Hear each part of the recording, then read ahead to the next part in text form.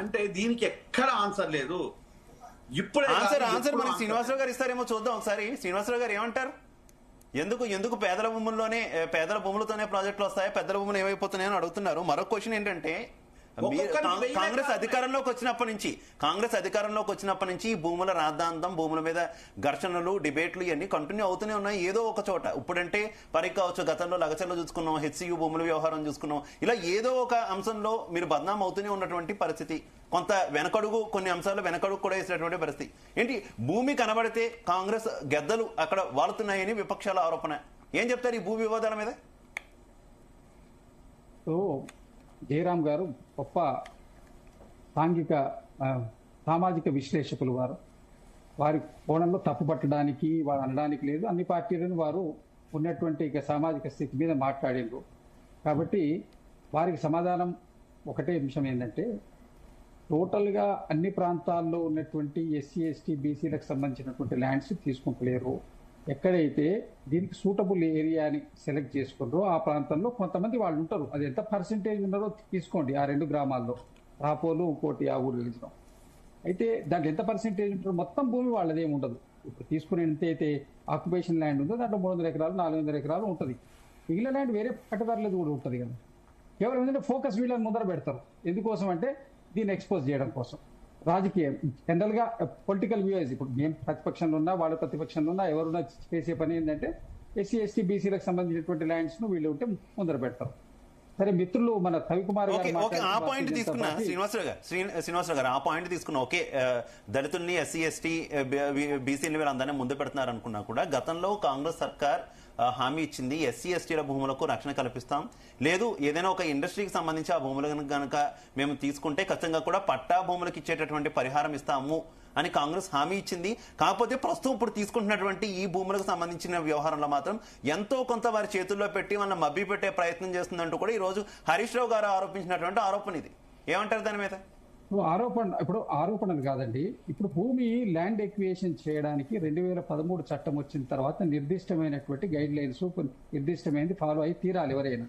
ఇప్పుడు road expansion కోసం land తీసుకున్నా కూడా దానికి కావాల్సిన కాంపన్సేషన్ అమౌంట్ డిసైడ్ చేసి కోర్టులో డిపాజిట్ చేసిన తర్వాతనే దాన్ని కొట్టాల్సినటువంటి పరిస్థితి.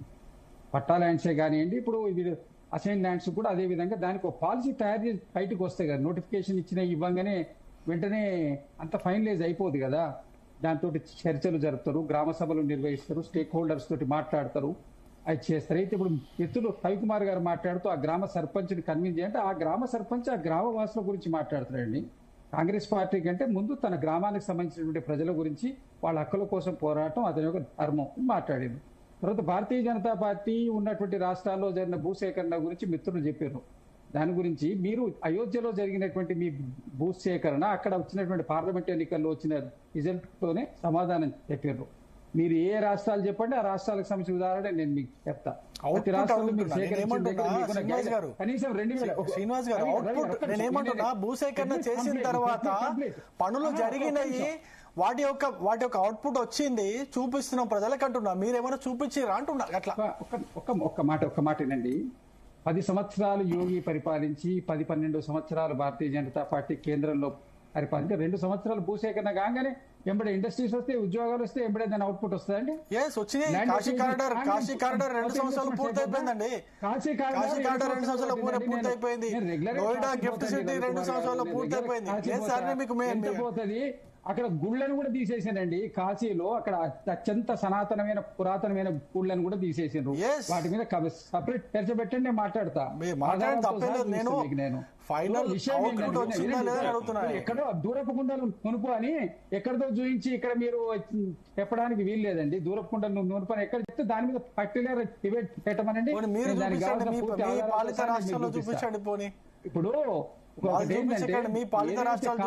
కాంగ్రెస్ చేసినటువంటి కమిట్మెంట్ గా పనిచేయడం కానివ్వండి. ఇప్పుడు 2013 ల్యాండ్ ఎక్వియేషన్ చట్టం తెచ్చింది ఎవరండి? యూపీఏ గవర్నమెంట్ కాదా?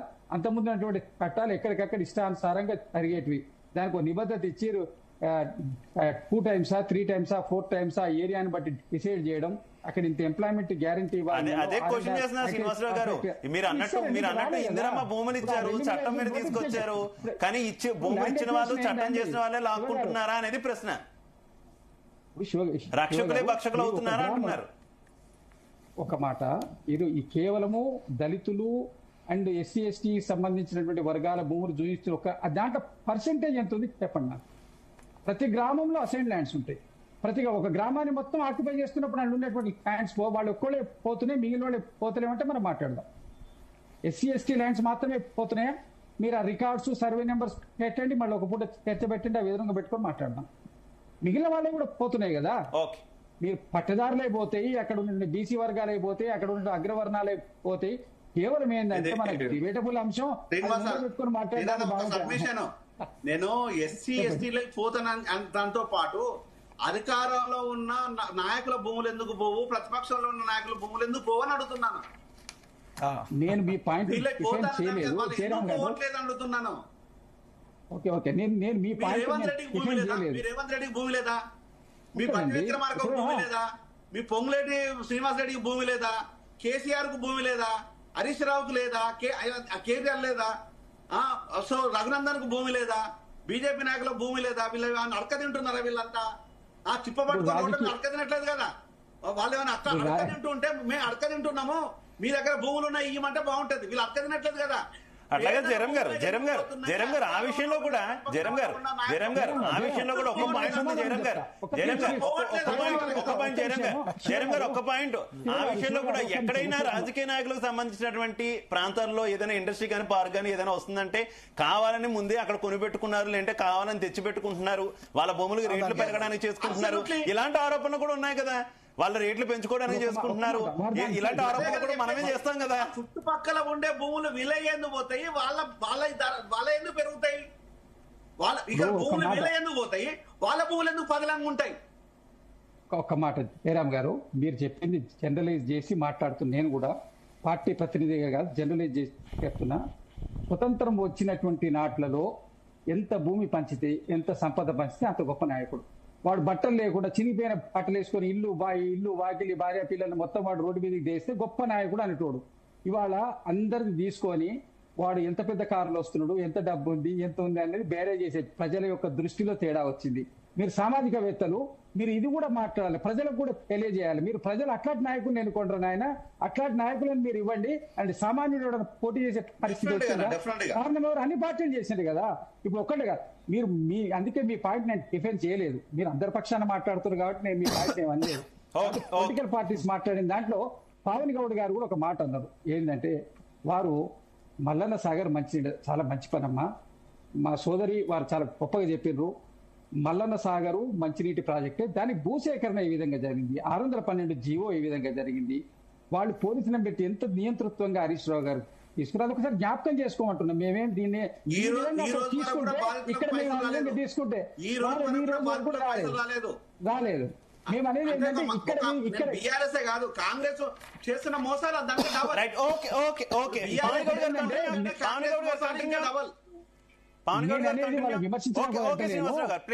వాళ్ళు 2013 చట్టాన్ని వాళ్ళ పరిగణలోకి తీసుకోకుండా వాళ్ళు సపరేట్ గా 10A సెక్షన్ 10A కింద SIA పెట్టి దాని కింద తీసుకున్నారండి. చట్టాన్ని అతిక్రమించి పూర్తిగా దౌర్జన్యం చేసి మొన్నటి వరకు మీ ఇష్టారాజ్యంగా చేసి ఇవాళ వచ్చి భూముల గురించి భూమి తీసుకోలేదు, కేవలం నోటిఫికేషన్స్ అయినాయి. దీని మీద చర్చిద్దాం, ఇంకా చాలా సమయం ఉన్నది. అప్పుడేం అయిపోలేదు కదా.